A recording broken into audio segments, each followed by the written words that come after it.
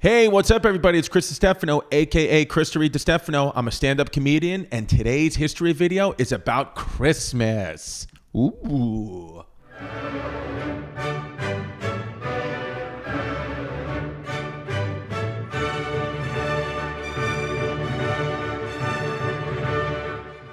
Today's about Christmas, babes. I'm going to tell you in this video how we went from celebrating the birth of a baby who definitely wasn't born in December to celebrating a fat white man coming down your chimney and playing with your children while the parents are drunk off eggnog. So the first question probably is, what is Christmas? What is it? Well, it's the birth of Jesus Christ. That's what we're celebrating, who you think was born December 25th. No. How could he be born December 25th? There were shepherds. It had to be warm out if there were shepherds. So nobody knows really why they picked December 25th. We just definitely know it's fake news. What some people believe is that probably December 25th was based off the celebration, the pagan celebration of the winter solstice, which goes from December 18th to December 25th. It's just a little peggy-waggy celebration of winter solstice. And you know what winter solstice is on December 21st? It's when, the sun is cold. In the early 4th century, Christianity began to take hold in the Roman world. The Italians, Christianity started to come in, fucking Italian, Roman world. And so, but Christianity didn't like the little pagan celebrations. They didn't like any of them. Okay, they said, no. They didn't want them. And the biggest one they had to compete with was the Festival of the Invisible Sun. You're saying, ooh, what's Natalis Solis Invicti? I'll tell you. Natalis Solis Invicti was the birth of the invisible sun. Yeah. Sounds like something Kyrie Irving made up, but it's not. The Natalis Solis Invicti, it actually honored, fun fact, it honored the pagan god, which was known as Saturn, which is also what my grandpa used to drive. Natalis Solis, sounds hot. Hey, Natalis Solis. Don't forget the world we're living in. The Romans had all these different gods. Jupiter, Pluto, Mars, Princess Diana. They had all these different gods. What the Christians wanted was monotheism. Forget about the gods. We just have one God, baby Jesus and Dr. Fauci. For the pagan Romans, they were polytheist. That means they celebrated many gods. And one of the big ones, one of the big gods was Saturnalia, which put it up right here. Saturnalia. One of those big gods was Saturnalia, and that was a festival. That was like a winter festival that they would celebrate from December 17th to the 25th, and it was very similar to Christmas. There was drinking, there was cheering, there was dancing, and so the Christians got this idea, let's steal the festival of Saturnalia, because, they're all having fun and getting drunk, and let's celebrate the birth of our one little God, little baby Jesus, who just fits right there in the little palm of your hand, little white baby Jesus. So the Council of Nicaea, taking it all the way back to May of 325 BCE or BEC, bacon, egg, and cheese. Remember one thing too. Guess who became a Christian? Emperor Constantine. That's right. First Roman emperor to ever become a Christian, Emperor Constantine. Once Constantine becomes the first Christian Roman emperor, he's got a big job. He's got to find a way to unite the people. Now, this is before the media and booster shots, so there was no way to unite them. You couldn't make up a virus, and you couldn't just play these games because CNN didn't exist yet. So what he had to do was use the church. Ooh, the church. And how Constantine used the church was he basically formed this council called the Council of Nicaea, and all the heads of state got together and they just formulated the Christian religion as we know it today. It is wild, the Council of Nicaea, because they just picked what gospels, they just picked what we take as gospel doctrine. They just a few guys in a room just picked it. They're the real algorithm. They are the real algorithm. Council of Nicaea, the original algorithm. That's on next week's video. So what did the Council of Nicaea do? Well, they said, how is a church built? They formed the liturgy that we still celebrate today. And of course, they picked what days are we going to celebrate our big holidays? What day is Easter? When did Jesus' dead body rise into the heavens? When was Jesus born? They tried to figure all this out. It was just a group of men, 318 bishops, who were basically the rock stars of the church back then, got together in a room and decided what we literally take as gospel today. All these gospels, Matthew, Mark, Luke, and John, decided at this Council of Nicaea, which is just a town in Turkey, right now. It's just a cute little town in Turkey that everybody probably gets along in. So the church had to do some math in trying to rationalize when Jesus' birthday was. The first big thing was, when did Mary, Jesus' mother, even get pregnant? Because the angel Gabriel came down and said, here's your baby. And I know what some of you guys are thinking. Angel Gabriel, could it be pronounced Angel Gabriel? Does he sound Puerto Rican? Yeah. Is he the father? Probably. So it's been argued that since the world was allegedly created on the spring equinox, that 9 months later would be December, aka when Jesus is born. So Jesus must have been conceived on the spring equinox by God, Joseph, or Angel Gabriel. But I don't know. There's really no rhyme or reason. Now, as you might be watching this video, you might say, is Jesus even real? We're going to get to that. The church was basically like, listen, if we make it at the same time as their winter solstice festival, Saturnalia, then they'll celebrate Christmas. It'll just be seamless. We'll get them in. We'll get everybody working. It's just a little bit of propaganda. And we're going to get to how propaganda ties into Christmas. One word, Germany. Listen, winter solstice, Saturnalia, was celebrated by gambling, drinking, having sex, running around, playing games, playing music. What does that sound like today? Sounds like Christmas Eve in my house. Genuinely sounds like Christmas Eve in my house. And then somebody gets punched in the face and thrown out. What's up, Uncle Todd? So it's just like Christmas. Saturnalia and Christmas is hashtag samesies, except Christmas, we go to church. Saturnalia, they didn't go to church because they didn't have church. They're dirty pagans. So what the pagans were doing when they were celebrating the winter solstice was going and grabbing a bunch of evergreens and plants to celebrate life, the cycle of life, and, wanting to hope for food for the next year, for a good harvest. And that's what I'm doing when I celebrate Christmas. I'm grabbing all the Bud Lights I can and drunkenly eating my Aunt Janet's chicken rollatini.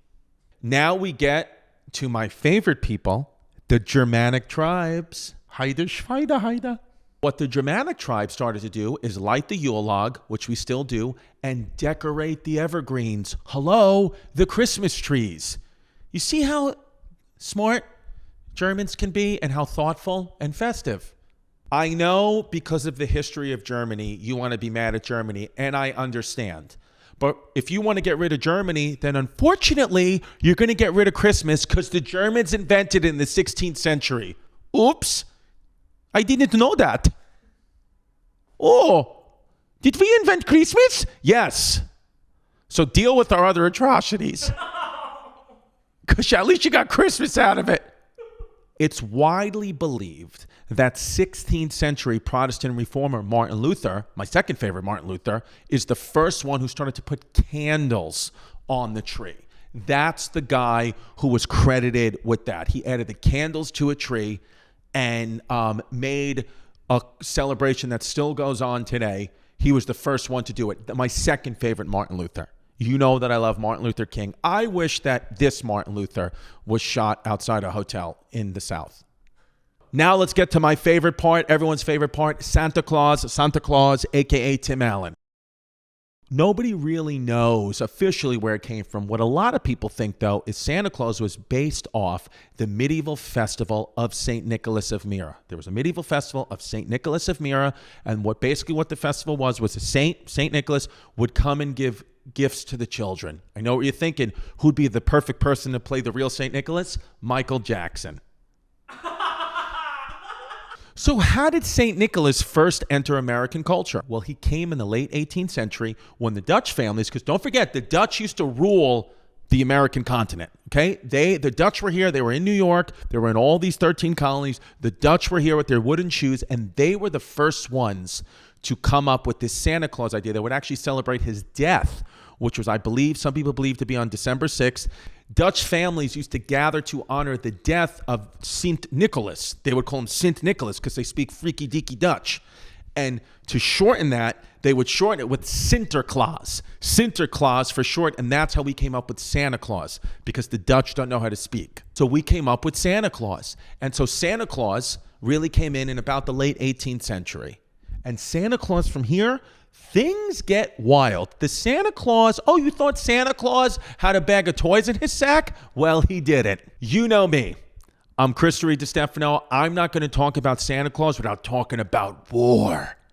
The modern image of Santa Claus, guess when it was created? The Civil War, baby. That's right. You can get mad if you want to at the Civil War and say it caused a lot of problems, but it gave us Santa Claus. So 2 wins. The Civil War and Germany, big winners. We created Christmas, and out of the Civil War, yes, we abolished slavery, but even more important, we got Santa Claus. Santa Claus was created by a Civil War cartoonist. Yeah, a Civil War cartoonist named Thomas Nast. He drew our image of Santa Claus as Union propaganda. He drew the image of Santa Claus to basically protest the government's indecisiveness on paying their soldiers. So it's not a sack of toys on Santa Claus in his sack.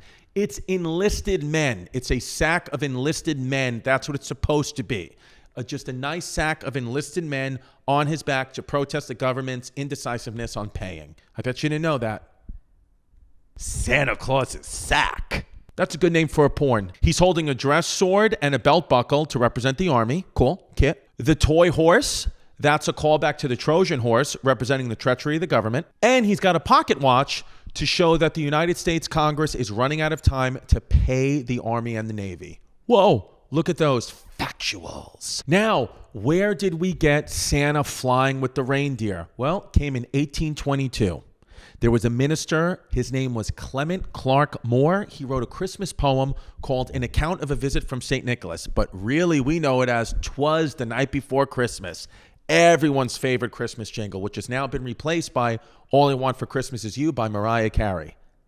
And there you have it. That's how we went from little baby Jesus, just a little festival of baby Jesus, to fat ass Santa coming down the chimney. It involved pagans, all these different rituals. It involved Christianity coming into Rome and trying to get their grips, and religion get their grips into things and changing things, right before our eyes and noses. They changed it all. And Germany came in and of course just made things cute. I mean, Germany, they came in there, they started decorating those trees. They said that we know how to make this cute and spicy. Pagans, which I don't know who a pagan is today. Who is a pagan today? I don't know. I don't know who the modern day pagans are, but you know who they are. So unfortunately, they got their festivals thrown out the goddamn window by the Christians. The Christians, we're known for doing that. We take people's ideas and we steal them and we make them our own. We're like Thomas Edison's. And Elon Musk is my God that I pray to from Saturnalia. And listen, in truth, here it is, is things evolve. It's like a game of telephone. What once starts as a birth of baby Jesus, with 3 wise men and shepherds, turns into a fat man coming down a chimney. And there's steps to get there, but this is the human story, right? It's just little bits of change. And at the end of the day, what are we actually celebrating? Some are celebrating the birth of Jesus. Some are celebrating Santa Claus. Some are celebrating drinking with your friends and family. What I'm celebrating is love, happiness, and the spirit of kindness. And I'm celebrating Jeff Bezos. Thank you for being a modern day Santa Claus and being able to get the gifts to the family members that I forgot about in record time. I really appreciate it, and I'm really happy that we were able to mention you and you be a part of our story. Can I have some money?